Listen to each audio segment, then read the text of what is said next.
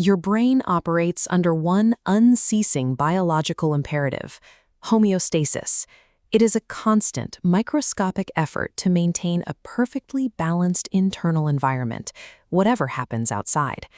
Chronic consumption of a depressant like alcohol severely threatens this delicate internal balance. Because alcohol continuously suppresses your central nervous system, your body has to work relentlessly to keep you awake and alert. Your brain creates a false homeostasis. Alcohol acts like heavy brakes, down-regulating calming GABA.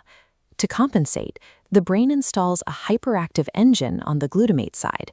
When drinking stops, the brakes vanish, leaving the engine racing. This violent neurochemical tipping point creates a massive surge of electrical activity. The physical reality of this imbalance manifests as tremors, intense anxiety, and hypercataphia, an emotional hypersensitivity. Early sobriety feels agonizing because your brain is currently calibrated to survive a poison that is no longer present. The discomfort is a physical reality of your anatomy, not a failure of your willpower. In the first few hours to days of cessation, the immediate danger is excitotoxicity. The unchecked glutamate rebound shocks the brain with excess electrical activity, creating acute physical risks like seizures. If you safely navigate that initial window, weeks 1 through 8 mark the onset of post-acute withdrawal syndrome, or PAWS. The immediate electrical storm has passed, but the brain is now frantically trying to find a new equilibrium. The autonomic nervous system is the first mechanism to falter. The body gets trapped in a sympathetic fight-or-flight overdrive. This state suppresses your heart rate variability and ruins your natural sleep architecture, leaving you exhausted but unable to rest. Next, the endocrine system begins to struggle.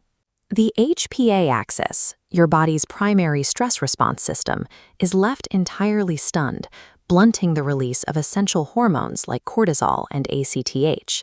This data reveals a counterintuitive medical reality.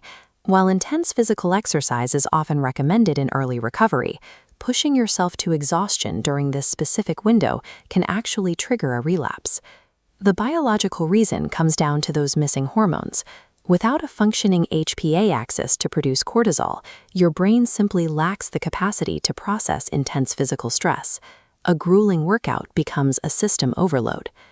During the first 2 months of sobriety, you are forced to navigate the world without your body's natural shock absorbers.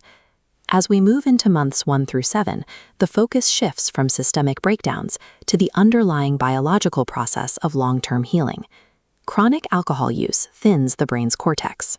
This is the gray matter responsible for fight-level decision-making, impulse control, and regulating your emotions.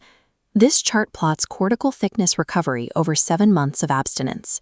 The gray matter is physically regenerating, and the steepest, most aggressive structural healing occurs specifically within the first 30 days. By month 4, alongside that cortical growth, your heart rate variability and vagal tone begin to normalize. The constant fight-or-flight alarm finally turns off. Outlasting the systemic chaos of the early months allows the biological timeline to finish its work, the structural regeneration of the brain's hardware. The timeline data clarifies exactly what the recovery process entails. It is a measurable, physiological rehabilitation of homeostasis. Because addiction is a physical condition, we can use clinical interventions to act as a bridge while the brain slowly heals its own circuits. Heart rate variability biofeedback, or HRVB, is a proven tool for supporting the autonomic nervous system during this transition. This visual demonstrates how paced breathing physically stimulates the vagus nerve. By timing your breaths to a specific rhythm, you are smoothing out an erratic heart rate and generating the calming balance that your brain cannot yet produce on its own. Medical interventions can also provide support.